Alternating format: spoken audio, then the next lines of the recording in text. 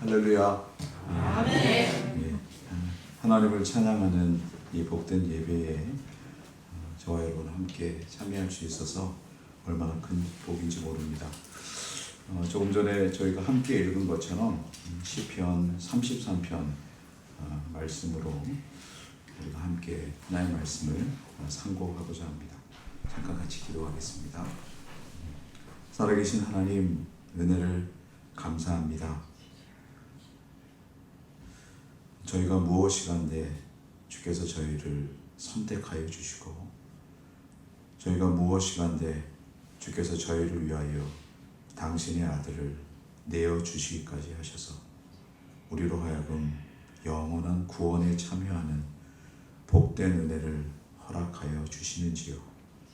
주님, 그 은혜가 감사하고 놀라워 우리가 할 수만 있거든 주를 찬양하며 주를 높이고자 합니다.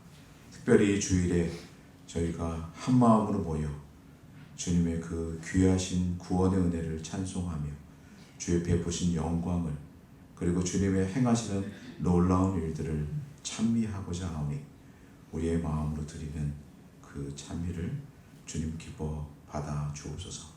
이 시간 그러므로 주를 찬송할 뿐만 아니라 우리가 귀를 열어 주의 말씀을 듣고자 합니다. 주님, 주의 말씀으로 저희 영혼이 가득 채워지는 은혜를 허락하여 주옵소서. 예수님의 이름으로 기도하옵나이다. 아멘. 오늘 저희가 함께 읽은 시편 33편 1절부터 12절, 전체로는 22절인데요. 나누어서 1절부터 12절까지만 우리가 함께 읽은 이 말씀은 크게 세 가지로, 이렇게 세 구분으로 이렇게 할 수가 있습니다. 먼저는 1절부터 3절까지 내용이 이렇게 시작하죠. 너희 의인들아 여호와를 즐거워하라. 그러면서 덧붙여 이렇게 말합니다. 1절 후반부 같이 읽어볼까요? 시작. 찬송은 정직한 자들이 마땅히 할 바로다. 아멘. 그렇습니다. 찬송은 의인된 우리들, 예수 그리스도로 말미암아 영원한 소망을 가진 우리들이 마땅히 할 바다. 마땅한 것은 당연하다, 그리고 꼭 해야 될 것이다, 뭐 이런 표현으로 할 수 있겠죠. 찬송은 우리가 마땅히 할 바로다, 이렇게 얘기하고 있고요. 그러면서 덧붙여서 이제 6절 이하에서는 9절까지 왜 우리가 찬송을 해야 되는가를 말합니다. 그래서 6절은 여호와의 말씀으로 하늘이 지음이 되었으며, 또 7절은 바닷물을 모아, 또 8절은 온 땅은, 이렇게 하면서 우리는 자칫 살고 있으면서 현실을 보고 주어진 일들에 연연하느라 자칫 잊기 쉬운 하나님의 창조주 되심과 온 만물을 주관하시는 역사를 기록하고 있습니다. 그래서 1절부터 5절이 찬양을 하는 일을 말한다면 6절부터 9절까지는 바로 찬송의 이유를 말한다, 이렇게 얘기할 수 있습니다. 그러면서 그 찬송을 우리 가슴에 갖도록 이 세상에서 우리가 만나는 여러 일들과 하나님의 일을 비교하기를 10절부터 12절에 이런 내용들이 있습니다. 10절에 보니까 여호와께서 뭐라고 되어 있냐면 나라들의 계획을 폐하시며, 그래서 여기 나라들은 세상에 있는 나라들이고 세상에 있는 일들입니다. 또 그것을 반복하려고 10절에 민족들의 사상을 이렇게 얘기합니다. 그래서 우리는 이 세상 속에서 하나님께서 모두 다 지으셨지만 교묘하게 흐르고 있는 악한 모습들, 그리고 그것에 근원된 여러 모습들을 나라들의 계획과 민족들의 사상이라고 시편 기자는 얘기하면서 그것을 대조해 주기를 11절에 여호와의 계획은 영영이 서고 그의 생각은 대대에 이르리로다, 이렇게 말함으로써 우리로 하여금 아주 선명하게 이 세상의 것들과 하나님의 것들을 구분하여 보게 합니다. 바로 이 내용들을 오늘 가지고 한번 하나님의 말씀들을 더 살펴보도록 하겠습니다. 방금 말씀드린 것처럼 전반부인 1절부터 5절까지 내용은 성도의 누리로 하여금 찬송하라고 말을 합니다.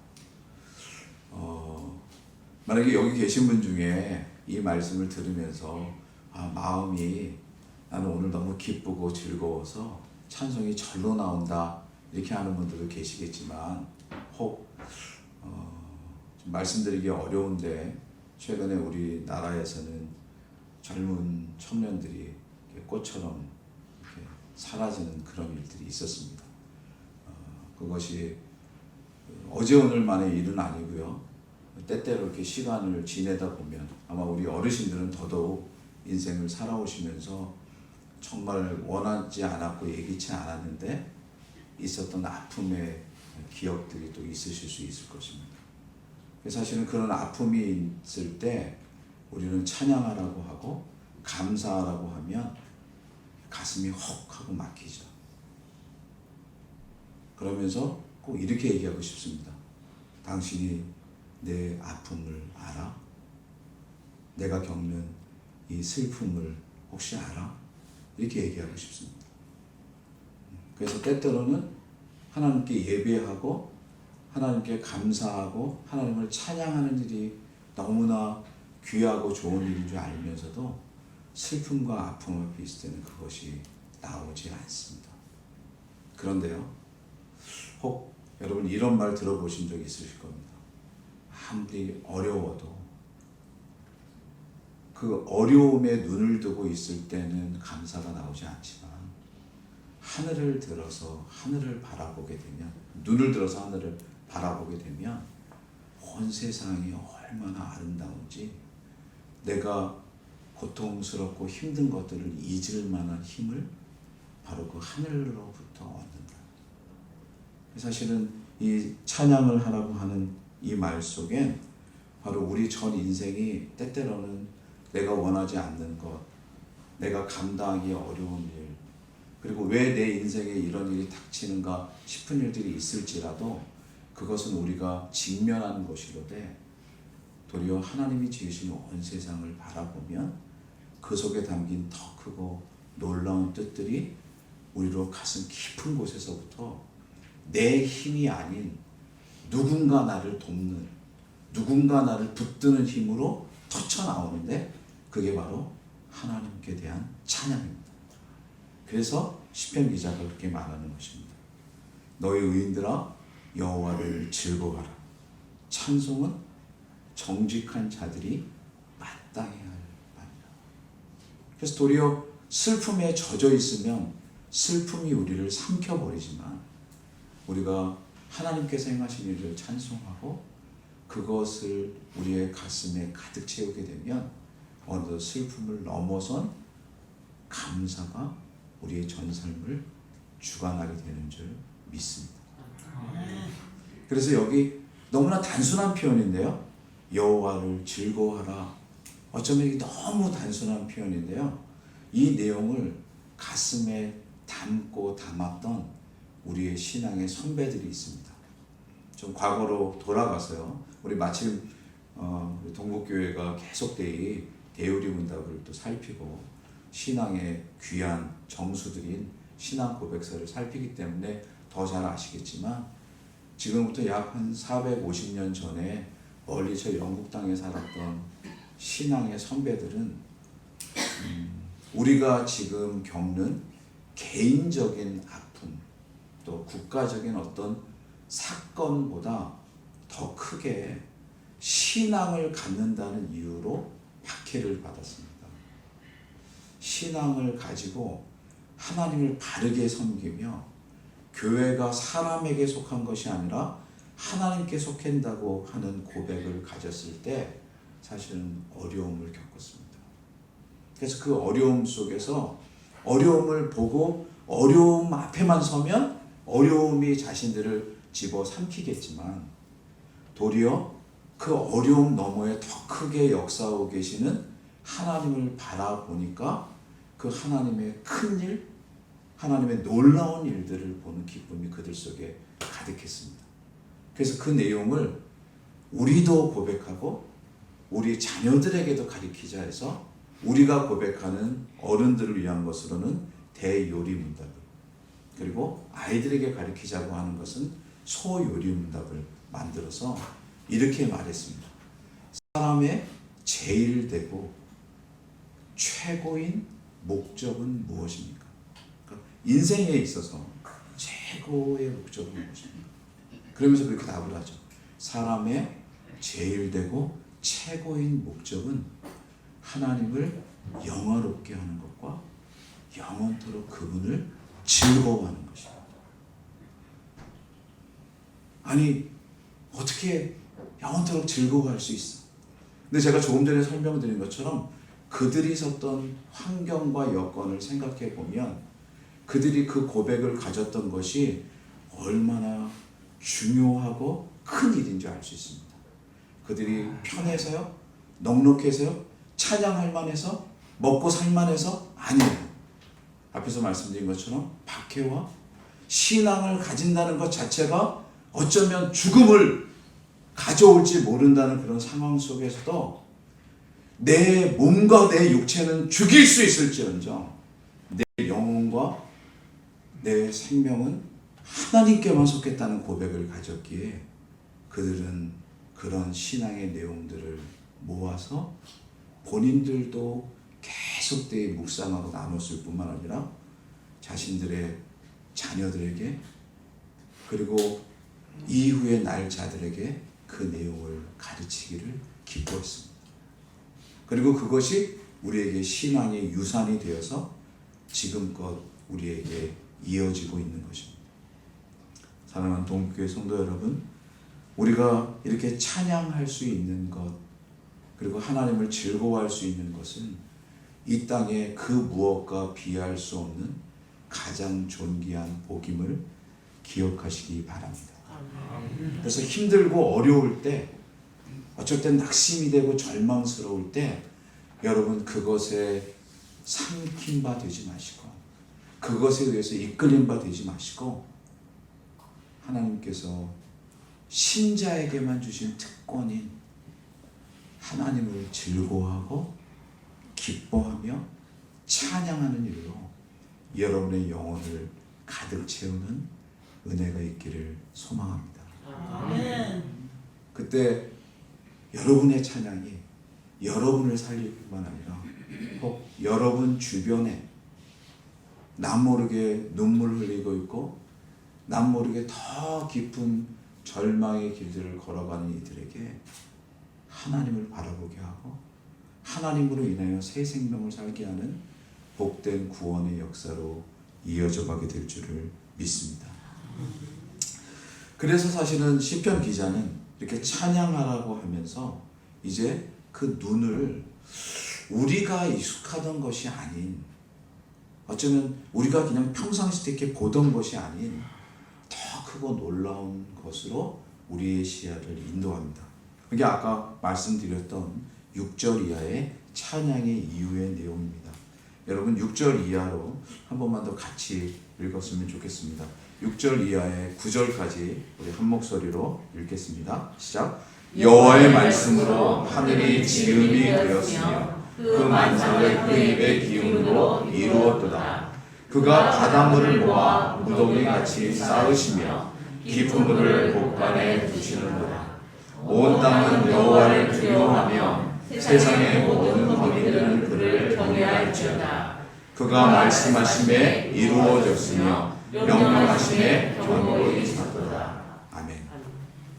사실은 우리는 태어난 이후에 만난 세계를 우리가 아는 세계로 이해합니다. 무슨 말이냐면 우리는 원래 태어난 다음에 하늘이 원래부터 있었고 땅이 원래부터 있었으며 그리고 바다가 원래부터 있었다고 생각합니다.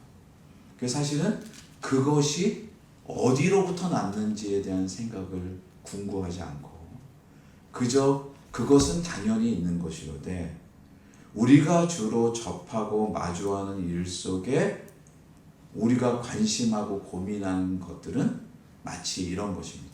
내가 원하는 것이 이루어졌는가? 내가 하고 싶은 일들이 잘 되는가? 아니면 정말 내가 갖고 싶은 것들을 가졌는가 못 가졌는가? 그래서 의외로 사람들이 무척 대단한 것처럼 보여도요 소유에 되게 집착합니다.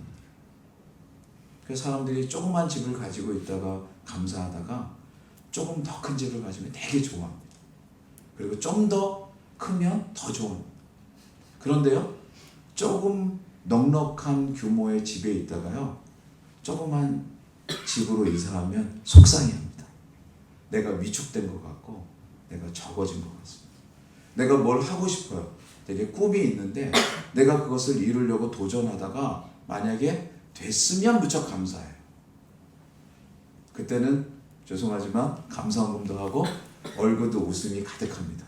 그런데 만약에 내가 그토록 갖고 싶고 생각했던 것들이 잘 안 되면 어때요? 사람들 잘 안 만나고 싶고 막 위축되고 그 다음에 이렇게 죄송한 표현이지만 절망감도 갖고 막 이럽니다. 뭐 어떤 그 젊은 때는 막 바닷가에도 가고 그 강가에도 갑니다. 왜? 막 마치 인생 다 잃어버리는 거죠.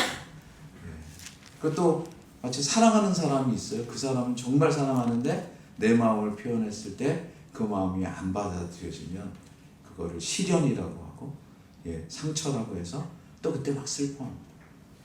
제가 왜 이렇게 비교해서 얘기하냐면요, 우리가 대부분 연연하는 것들은요 의외로 작고 소소한 것들입니다. 물론 내 개인에게는 무척 중요하죠. 하지만 규모나 세계에 있어서는 참 적은데 우리의 시야가 넓지 못하고 우리의 시야가 너무나 내 주변에 갇혀 있어서 그것들에 의해서 마치 휘둘리고 흔들립니다. 우리는 예수님께서 배에 제자들과 같이 타고 있을 때 풍랑이 일었어요. 그 제자들은 자신들과 같이 배에 타고 있는 분이 누군지를 알지 못한 채 배에 풍랑이 일자 막 무서워 떨었습니다. 그래서 그 와중에도 주무시고 계시던 주님을 깨우면서 이렇게 얘기합니다. 주님, 우리가 다 죽게 되었습니다. 예수님께서 일어나셔서 풍랑을 다 잠재우시고 다시 쉬십니다. 제자들이 이렇게 말합니다. 저가 뉘기에. 그러니까 사실은 우리는 예수 그리스도를 구주로 영접하고 하나님을 아버지라 고백하는 자들인데도 조금 전에 제가 몇 예를 들은 것처럼 인생의 여러 일들을 만날 때 마치 그것이 내 인생 모두를 떨어뜨리는 것처럼 그것에 연연하고 그것을 위해서 절망하고 그것을 위해서 아주 속상해요. 근데 시편 기자가 우리로 하여금 어디로 이것을 끌어올려 주냐면 바로 조금 전에 읽었던 것처럼 여호와의 말씀으로 하늘이 지은 바 되었다. 오늘 가을 하늘이 너무 예쁘죠? 그렇죠? 조금 있다가 나가셔서 여러분 귀한 성도의 교제를 나누시기도 하시겠지만 할 수만 있는 대로 하나님께서 지으신 하늘을 가슴에 담아두는 여러분이 되시길 바랍니다. 하늘을 가슴에 이렇게 가득 담는 거예요. 또 뿐만 아니라 그 만상이 그 입의 기운으로 이루어졌다는 거예요. 그 모든 것 속에 펼쳐진 하늘의 구름과 또 거기에 나는 새들과 그러면서 그 펼쳐진 그 햇빛에 쏟아지는 모습들이 지난 여름 이렇게 무성했던 그 나무 잎들을 모두 다 정말 이렇게 아름다운 색깔로 변하게 하시는 예술가이신 하나님의 역사를 우리가 볼 때 내가 연연하고 내가 거기서 쩔쩔매고 그것 때문에 인생의 모든 것을 잃어버릴 것처럼 여겼던 그것이 얼마나 작은 것인가 알게 되는 것이에요. 그러면서 나는 가만히 있는데 우리는 그냥 가만히 있지만 내게 주어진 일을 보느냐 내 앞에 닥친 일들을 보느냐 아니면 시편 기자의 인도함을 받아서 이 고백에 따라 하늘을 보고 그것을 지으신 하나님을 보느냐가 우리의 전 인생을 새롭게 하는 것입니다. 저는 오늘 이 대목에서 시편보다 조금 먼저 쓰였던 성경의 아주 비밀스러운 작은 책을 하나 여러분에게 나누고 싶습니다. 그것은 바로 룻기라고 하는 내용입니다. 여러분 성경을 앞으로 좀만 가보셔서 룻기를 좀 읽어보고 싶습니다. 룻기에 보면 구약 성경 룻기 4장을 보려고 하는데요. 구약 성경 406쪽입니다.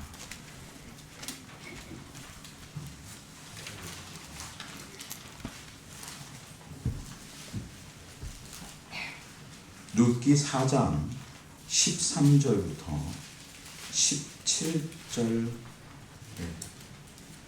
시간이 좀 있으니까 룻기 4장 13절부터 22절까지 말씀을 천천히 함께 읽어보도록 하겠습니다. 시작. 이에 보아스가 룻을 맞이하여 아내로 삼고 그에게 들어갔더니 여호와께서 그에게 임신하게 하심으로 그가 아들을 낳은지라. 여인들이 나오미에게 이르되 찬송할지로다. 여호와께서 오늘 내게 기업 물을 자가 없게 하지 아니하셨도다.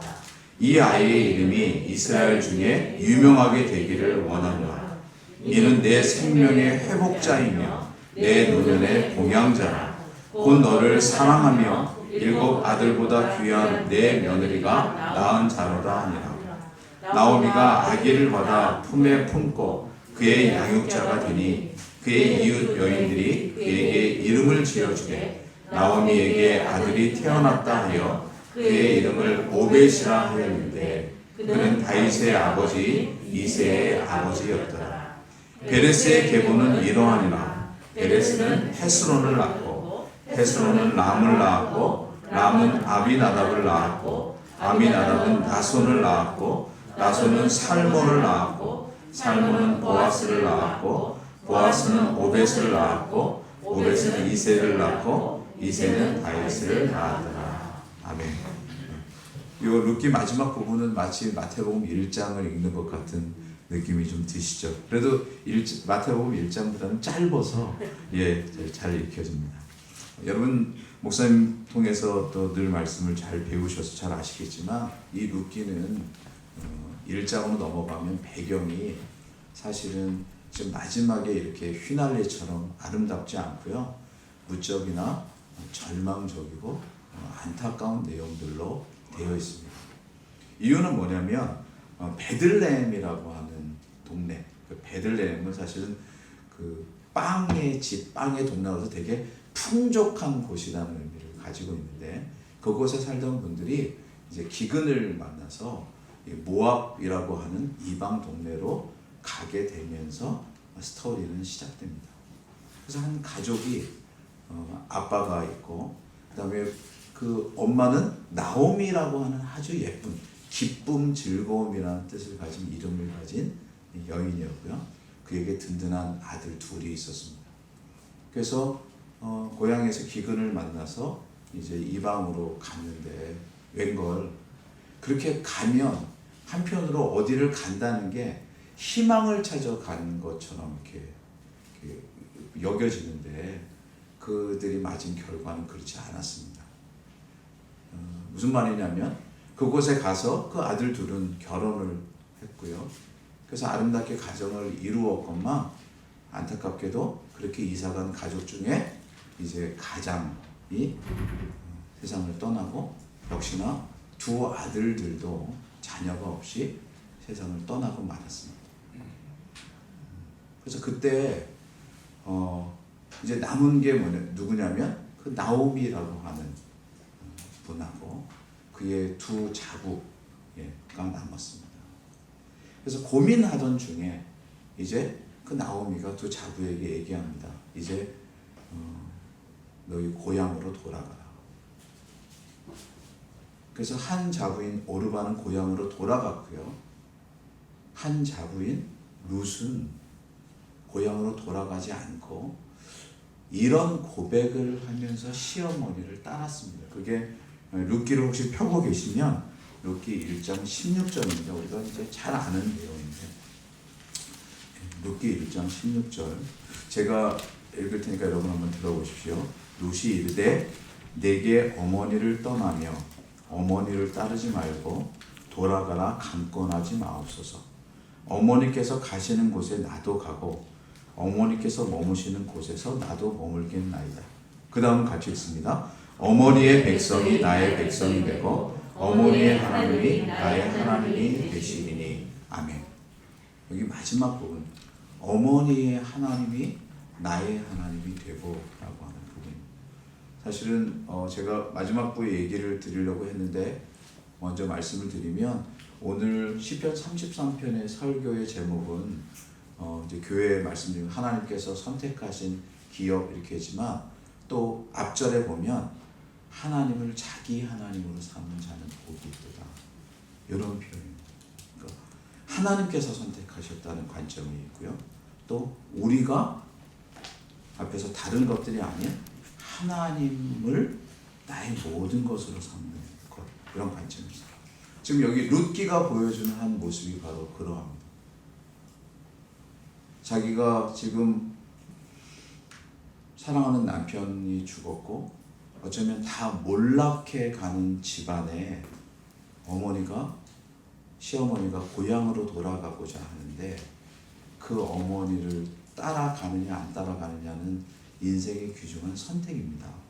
근데 그때 내 인생의 선택을 하지 않고 그 어머니가 가진 신앙을 선택합니다.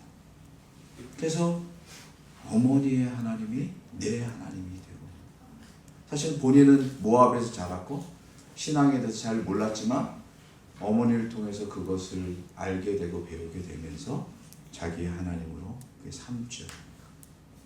이 말은 여러분이 익히 신앙생활을 하셨을 터이고, 그리고 지금도 하나님을 신실하게 믿지만, 혹시 여러분의 인생 가운데 정말 아픈 일들이 닥치고 어려움이 닥쳐서 하나님 앞에 직면하게 되었을 때, 내가 정말 하나님을 나의 모든 것으로 삼는가를 돌아보기를 원하는 말입니다. 우리가 평상시 때는 되게 신앙이 좋아요. 근데 언제 우리의 신앙의 바닥이 드러나냐면, 어려움이 닥칠 때 바닥이 드러나요. 죽을 것 같고 내가 가진 것을 모두 잃을 것 같을 때. 그래서 평상시 때는 아주 신실하고 정말 믿음 좋고 겉으로 보기에 남들이 막 존경스러울 그런 모습이지만, 언제 그 민낯이 드러나면 제일 힘들 때, 그리고 인생의 마지막에, 그리고 내가 가진 것을 송두리째 빼앗길 것 같을 때, 그때 정말 하나님을 나의 하나님으로 믿고 하나님을 믿는 것이 이 세상의 모든 것을 가진 것보다 더 존귀함을 고백하는 자만이 하나님께서 복이 되어 주시고 그에게 세상이 알지 못하는 더 큰 복으로 갚아주실 줄 믿습니다. 사실은 잘 아시겠지만 룻기의 바로 그런 모습이 이제 룻의 고백 속에 펼쳐지자, 그 룻기는 이 앞에 사사기에서 뒤에 사무엘서로 이어지는 중간에 낀 아주 조그마한 책입니다. 앞에 사사기는 아주 이스라엘 그 하나님께서 주신 그 복들을 다 까먹고 잃어버린 어두운 시대를 보여주는데, 그때 이 큰 성경책과 또 그 다음 큰 사무엘 상하 사이에 낀 자그마한 룻기 속에, 이 세상은 알지 못하지만 어렵고 혼탁한 이 시대에도 하나님은 당신의 백성들을 어딘가 준비시키셔서 그들로 하여금 하나님만을 모든 것이라 고백하게 하시고, 그러므로 그 고백하는 자들을 통해 어두운 시대에서 새로운 회복이요 광명의 시대로 이끄신다는 내용을 보여주는 것이 바로 이 룻기입니다. 저는 소망하기를 우리 동복교회가, 기독교가 자꾸 이렇게 위축되어 가는 때고, 죄송하지만 신학교도 자꾸 지원자들이 줄어져 가는 때고, 교회에는 젊은 사람들의 모습을 보기 어렵고 아이들이 없어서 어려운 시기다. 우리도 얼마 안 있으면 유럽 교회처럼 교회당이 다 팔리는 시기가 될 것이라고 절망 섞인 소리를 하는 사람들에게 아닙니다. 죄송하지만 아닙니다. 저 전남 땅 저 밑에 아주 작고 여린 교회지만 하나님만을 온전히 고백해서 하나님이 우리의 모든 것이라 고백하는 이 교회가 있는 한 절대로 교회는 절망적이지 않습니다. 그런 증거가 되는 귀한 교회가 되기를 간절히 소망합니다. 저는 명색이 이제 대한민국의 수도니까 서울에서 왔지만 제가 섬기는 교회는 서울의 가장 변방에 있는 교회입니다. 원래 거기를 갈 때도 여러분 여기서는 익숙하실지 모르겠지만 제 교회가 있는 근처에는 서울에서 사람들이 쓰다가 남은 것도 아니에요. 쓰다가 더 못 써서 쓰레기를 버리는 난지도라는 데가 바로 옆에 있었어요. 그래서 저희 아이들이 아주 아기 때 저랑 아내가 그곳에 교회를 이렇게 섬기러 가면서 교회를 향해서 가면 차 문을 닫아야 했어요. 왜냐하면 냄새가 심해서. 그리고 좀 지나가면 서울의 마지막 연탄 공장이 있어서 평상시에도 창문을 열지 못하는 그런 곳이었어요. 지금은 거기가 이렇게 좀 개발이 돼서 사람들이 막 모여들고 그래서 그걸로 막 좋아하지만 저는 좋아할 이유는 거기에 있지 않다고 믿는데, 이유가 뭐냐면 우리의 기쁨은 외적으로 드러나고 성공한 데 있는 게 아니고 어디에 있던 하나님이 모든 것인가, 아니면 하나님이 아닌 것이 더 큰 것인가, 요게 관건이기 때문입니다. 근데 만약에 하나님이 함께 하신다면 그것이 아무도 찾지 않는 곳이고, 그것이 정말 냄새가 펄펄 나는 곳이고, 그것이 이제 곧 문을 닫을 것 같은 그런 어둠이 가득한 곳이라고 할지라도 우리는 다 알지 못하는 하나님의 놀라운 계획과 역사하심이 있기에 그곳이 꽃이 피는 생명의 장이 되는 은혜가 있을 줄 믿습니다. 아멘. 다시 시편으로 돌아오겠습니다. 그래서 시편 기자는 이렇게 이어서 얘기합니다. 아까 이미 말씀드린 것처럼 세 번째 섹션인데요. 10절에 보니까 여호와께서 나라들의 계획을 폐하시며 민족들의 사상을 무효케 하시도다. 물론 나라들의 계획과 민족들의 사상이 필요 없다는 건 아닙니다. 이 세상을 살아가면서 하나님께서는 일반 은총을 허락하셔서 나라들과 민족들 그리고 사람들에게 지혜를 허락하심으로 문명이 발전하고 여러 일들이 진전되도록 하셨습니다. 그런데요, 거기에 만약에 초점을 잃으면 문명의 발달이 때로는 저주가 될 때도 있습니다. 그렇죠? 돈을 많이 가지는 게 꼭 복이 아닌 경우가 있죠. 그렇죠? 자, 그거를 어떻게 쓰느냐인데. 그래서 우선은 하나님께서 사실은 그런 은혜를 베푸셨음에도 불구하고 그것들을 막 그렇게 할 때 여기 이제 보여지는 바 나라들의 계획과 민족들의 사상은 대비되기를, 그 다음 11절 여호와의 계획과 그의 생각과 대비됩니다. 이것을 사실은 시편 기자는 여기에 한 번만 얘기하지 않습니다. 왜냐하면 이게 우리 속에 너무나 깊게 있어서 이후에 제가 본문으로 읽지는 않았는데 16절부터 밑에를 보면요, 또 여기에 이런 대비가 나타납니다. 16절부터 18절 같이 읽어보겠습니다. 시작. 많은 군대로 구원 얻은 왕이 없으며 용사가 힘이 세어도 스스로 구원하지 못하는 데다. 구원한 외에는 군마는 헛되며 군대가 많다 하여도 능히 구하지 못하는도다. 여호와는 그를 경외하는 자 곧 그의 인자하심을 바라는 자를 살피사. 아멘. 여기서도 또 대비가 일어납니다. 사실은 이게 일부러 거듭 말씀하는 거예요. 앞에서 10절과 11절의 대조를 여기 확대해서, 그래서 확대한 나라의 계획들과 민족의 사상들을 비슷한 표현을 한 게 뭐냐면 많은 군대를 가진 사람. 왕인데요.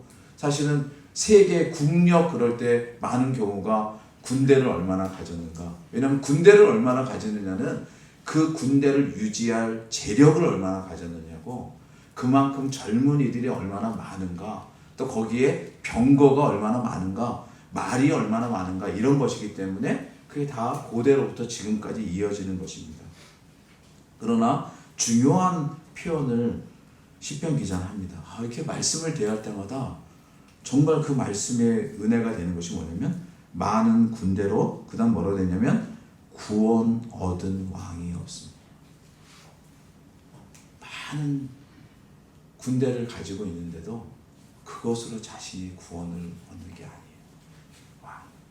뿐만 아니라 용사가 힘이 세어도 스스로 구원하지 못합니다.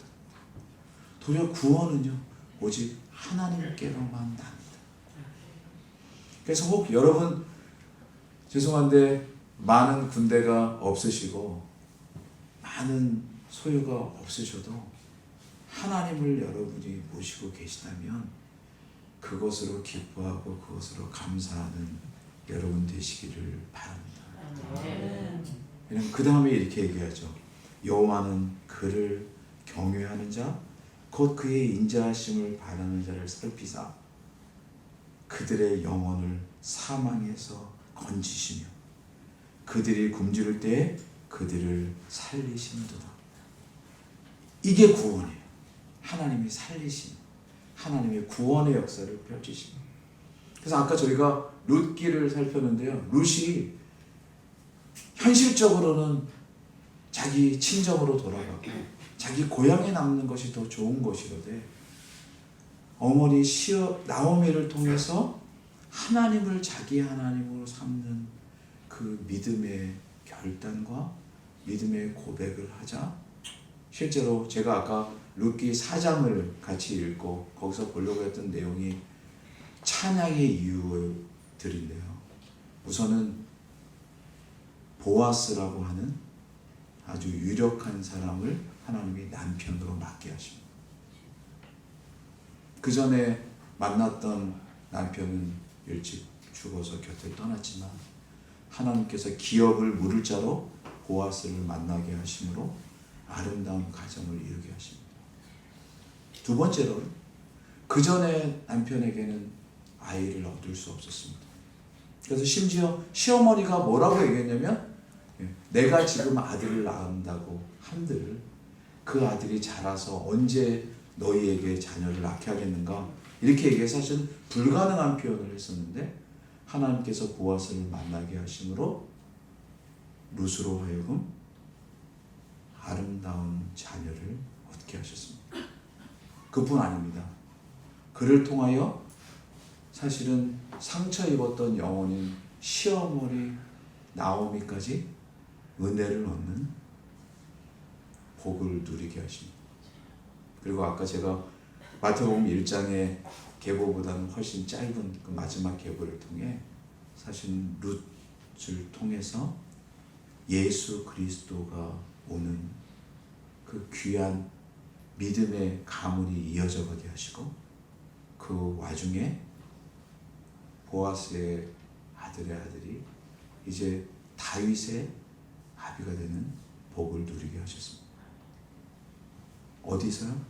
그 시작점을 찾아야 되고 어디서 그 모습의 핵심을 찾아야 되냐면 바로 어머니의 하나님이 나의 하나님이 되십니다. 시편 33편으로 해서 보는 것처럼 여러분 12절 다 같이 읽고 말씀을 정리하겠습니다. 시작.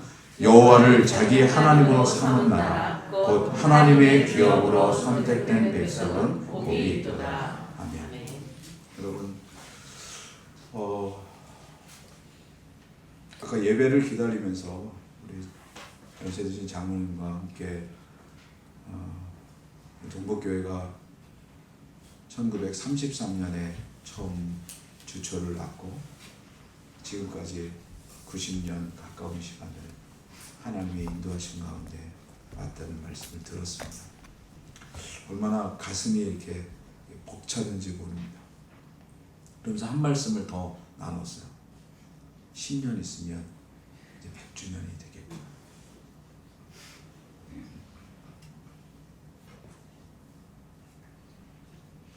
우리의 생명의 시작도 하나님께 있지만 그 이어짐과 인도하심도 오직 하나님께 있는 줄 믿습니다.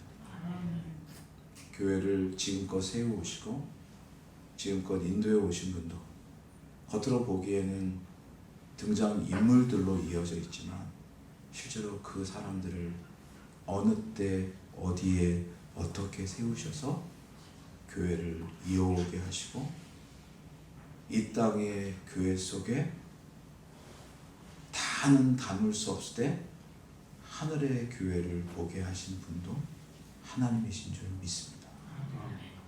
오늘 우리가 여기 함께 예배할 때 이 예배의 기쁨이 우리에게도 크지만 하늘에 속한 성도들에게 클 것이요 온 세계와 우주 속에 함께 주님을 예배하는 성도들의 심령에도 동일한 기쁨이 가득할 것입니다. 그러면 오늘 이 예배를 마치고 이제 여러 그 절차들이 또 이후에 있겠지만 돌아가는 여러분의 심령 속에 땅이 흔들리고 이 세상에 무엇이 바뀐다고 할지라도 영원히 잊지 않아야 될 한 가지, 이것을 가슴에 품기를 바랍니다. 그것이 뭐냐면 여호와를 자기 하나님으로 삼은 백성은 복이 있도다. 여러분의 전 삶이 내가 다른 것을 다 포기한다고 할지라도 하나님 당신만으로 기뻐하고 감사합니다. 하나님이 나의 모든 것이 되어주시니 내가 그 어떤 것을 가짐보다 더 복됩니다. 이렇게 고백하면서 그 고백을 따라 오직 하나님만 의지하고 살기 원하는 여러분에게 주님의 복이 가득하기를 주님의 이름으로 축원합니다. 아멘. 기도하겠습니다.